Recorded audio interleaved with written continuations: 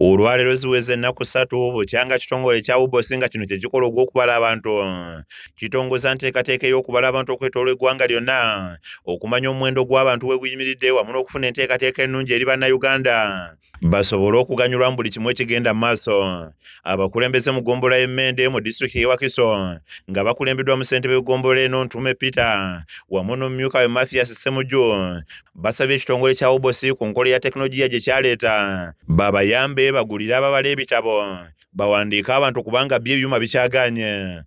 Abaana bwe bamala okusoma ne babawa taabu batandika okubala abantu nga bitabo tebikola ki tebikola nga netiwaka tekuli netiwaka nekola ki negana byo byonna biraga bunafu bwa gavumenti biba biganye okukola tabu zezo ze babo nga tesobola kukola tuddeyo ku hard copies abantu babalibwe sobola okulaba nga bafuna services. Tutalaze ebitundu ebyenjawulo ebiwerera ddala 26 mu ggombolola y'e Mende nga tusanzeeyo abala omu yekka ate nga bala bali mu maka gaabwe olw'ebyuma ebyabaweebwa okugaana okuyunga ku netiwaaka. Bwe twogeddeko nabo bagamba nti ekisinga okubasobera ebyuma bikyaganye okulaga ebifo ebyabaweereddwa kw'ossa ne data eyateekebwako naye yaganye okukola nga kati basobeddwa ku ky'okuzzaako.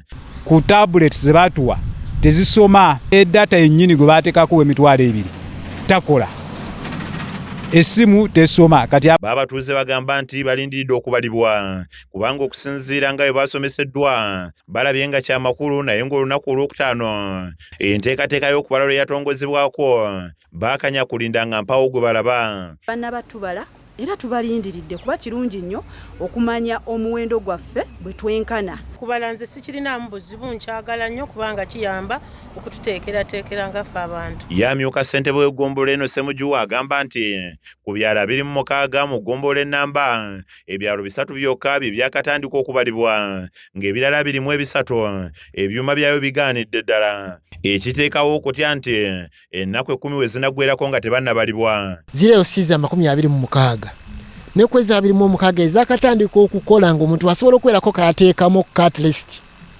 ziri LCs 3 kitegeeza nti LC 23 mu ggombolola y'e Mende tezinnakutandika kubala bantu.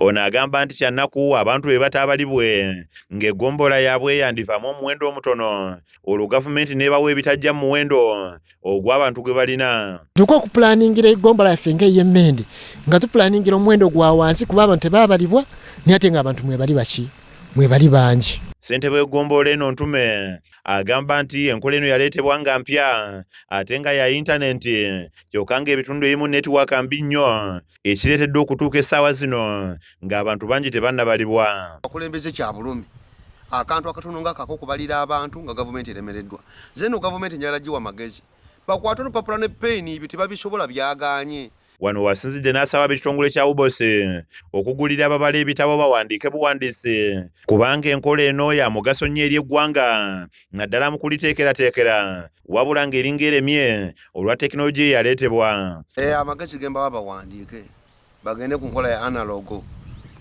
naye kati bino byaganye bawandiike bwe bajja byetera mu kompyuta zaabwe bamanye omuwendo gw'abantu gwe bakola ki gwe bayina. Kyokka yamyuka akulira okubala abantu mu disitulikiti y'e Wakiso Ivan Kitonsa agamba nti bakola butaweera okulaba ng'ebisoomooza bino bigonjoolwa.